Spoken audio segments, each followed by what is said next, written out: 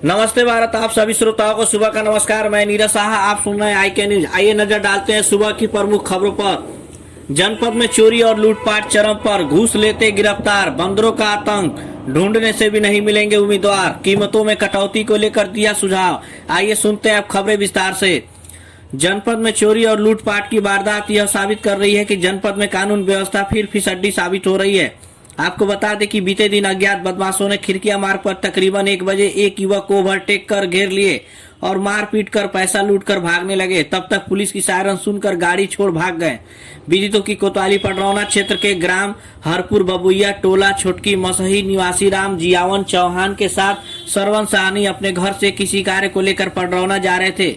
इसी दौरान खिड़किया पडरौना मुख्य मार्ग के मध्य स्थित पेट्रोल पंप के पास 3 बाइक पर सवार 5 से 7 की संख्या में ओवरटेक कर युवक का बाइक रोककर मारपीट कर दहशत फैलाने के बाद 80,000 रुपए और मोबाइल छीन लिए। लूट को अंजाम देने वाले बदमाश भागने की फिराक में थे। तब तक किसी ने तत्काल सूचना 112 नंबर पर कर दी। पुलिस की गाड़ी पहुंचते देख सभी बाइक सवार अपनी मोटरसाइकिल छोड़कर भाग निकले। मौके पर पहुंची पुलिस ने तीनों बाइक को बरामद कर लिया और घटना की तहकीकात में पुलिस जुट गई है। पीड़ित युवक ने खिड़किया पुलिस चौकी को तहरीर देकर कार्रवाई की मांग किया है। पुलिस कार्रवाई में जुटी हुई है। लखनऊ मोहनलालगंज तहसील में 15,000 रुपए रजिस्ट्रार कानूनगो जयप्रकाश श्रीवास्तव को एंटी करप्शन टीम ने रंगे हाथों पकड़ा है। पकड़े गए रजिस्ट्रार कानूनगो को पुलिस के हवाले कर दिया गया है। पडरौना नगर क्षेत्र के जूनियर हाई स्कूल, प्राथमिक विद्यालय कनौजिया वार्ड, पश्चिमी दलित बस्ती, गोलंबर आदि में लाल बंदरों का आतंक रहता है। गर्मी शुरू होते ही लोग घर की छतों पर धूप सेकने, कपड़ा सुखाने के लिए जाते हैं तो बंदर हमला कर देते हैं। घरों में रखे हुए अनाज को भी खा जाते हैं। जबकि इन आतंकी बंदरों की संख्या एक झुंड में लगभग 25 से 35 की होती है। अगर किसी व्यक्ति ने इन्हें भगाने के लिए डंडा उठाया तो ये आक्रामक हो जाते हैं और काट लेते हैं। आई कैन न्यूज संवाददाता से वार्ड वासियों ने कहा कि ये बंदर कई बच्चों को काट भी चुके हैं, जिससे मोहल्ले में दहशत का माहौल है।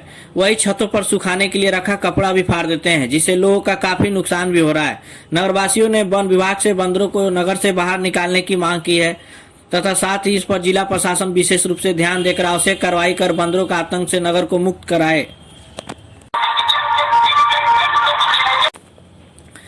जनपद में इस बार कुल 1003 ग्राम पंचायतें हैं। वर्ष 2011 के जनगणना की जिस रिपोर्ट के आधार पर पंचायत चुनाव हो रहा है, उसने आरक्षण को लेकर एक बड़ी समस्या खड़ी कर दी है। जनगणना के आंकड़ों के आधार पर इस बार भी 39 ग्राम पंचायतों में ग्राम प्रधान का पद अनुसूचित जनजाति के लिए आरक्षित हो रहा है।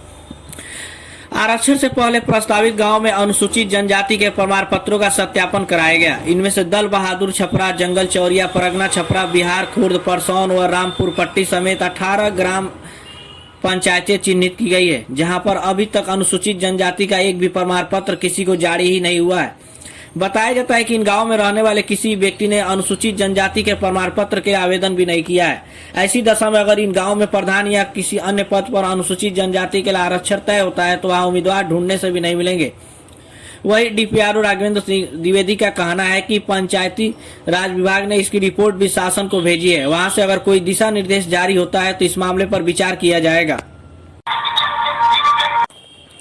पेट्रोल डीजल की कीमत में कटौती को लेकर रिजर्व बैंक के गवर्नर शक्तिकांत दास ने इनडायरेक्ट टैक्स में कटौती का सुझाव दिया है। इस समय पेट्रोल की रिटेल कीमत में 60% हिस्सा टैक्स का होता है, जबकि डीजल में 54% हिस्सा टैक्स का होता है। पेट्रोल की कीमत में बड़ा हिस्सा केंद्र द्वारा वसूली जाने वाली एक्साइज ड्यूटी और राज्य द्वारा वसूले जाने वाला वैट का होता है। पिछले कुछ समय से कीमत में लगातार इजाफा हो रहा है, जिसके कारण देश के कई शहरों में पेट्रोल 100 रुपए और डीजल 90 रुपए के पार बिक रहा है। एमपीसी मिनट कार्यक्रम में बोलते हुए शक्तिकांत दास ने कहा कि दिसंबर महीने में कंज्यूमर प्राइस इंडेक्स फूड और फ्यूल छोड़कर 5.5% रहा है। कच्चे तेल की कीमत में लगातार उछाल आ रहा है, जिसके कारण भी पेट्रोल और डीजल के रेट में बढ़ोतरी हो रही है। कीमत में तेजी के कारण महंगाई दर पर असर हो रहा है।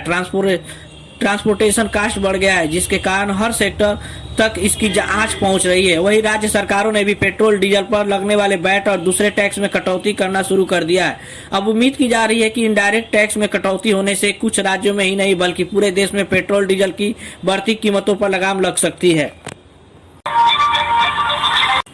अब खबरें समाप्त हुई। कल इसी समय फिर मिलेंगे, तब तक के लिए सुप्रभात, धन्यवाद।